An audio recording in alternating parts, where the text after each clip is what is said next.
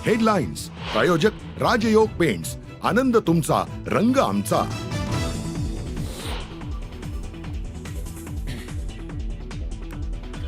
करुणा शर्मांचा कोर्टात सर्वात मोठा डाव। धनंजय मुंडेंचं मृत्यूपत्र आणि स्वीकृतीपत्र केलं कोर्टात सादर।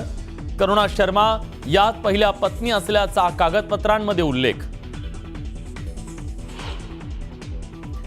धनंजय मुंडेंना मोठा धक्का। करुणा मुंडेंना पोटगी देण्याचा कौटुंबिक न्यायालयाचा निर्णय माझगाव कोर्टाकडून कायम। धनंजय मुंडेंची याचिका फेटाळली।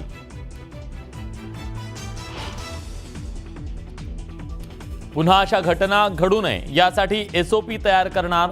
सर्व चूक रुग्णालयाचीच आहे असं म्हणणं अयोग्य। भिसे कुटुंबाच्या भेटीनंतर मुख्यमंत्र्यांचं आश्वासन, तर भिसे कुटुंबाचा पोलिसांनी नोंदवला जबाब।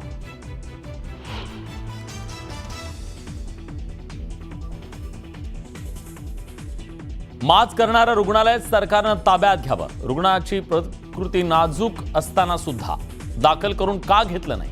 सरकार जाब विचारणार की नाही? आदित्य ठाकरेंचा संतप्त सवाल।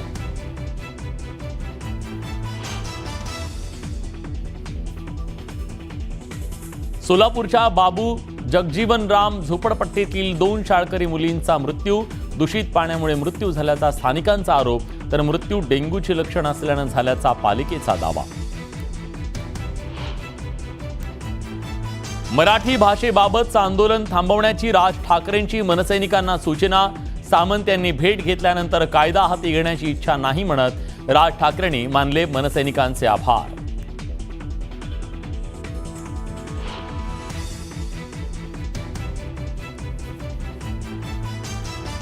कलिंगड विक्रीच्या आडून बाळांची विक्री। बदलापुरातील धक्कादायक प्रकार समोर। वन विभागाच्या सतर्कतेनं आरोपीचा पर्दाफाश।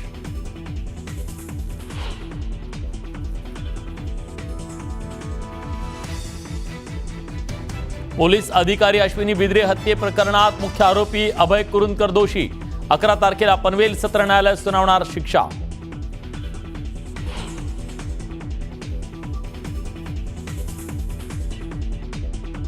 नाशिकमध्ये अवैध सावकारी प्रकरणात सहकार विभाग आणि पोलिसांच्या धाडसत्रात धक्कादायक बाबी समोर। 8 जणांकडे सापडले अवैध सावकारीचे पुरावे, गुन्हे दाखल।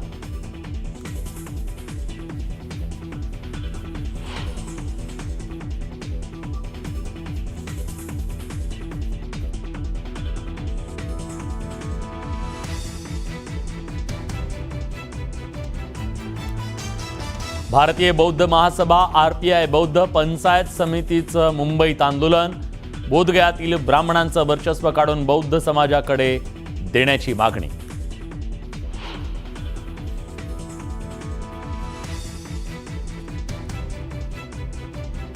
आणि महाविद्यालयात निरोप समारंभाच्या वेळी भाषण करताना तरुणीला आली भोवळ।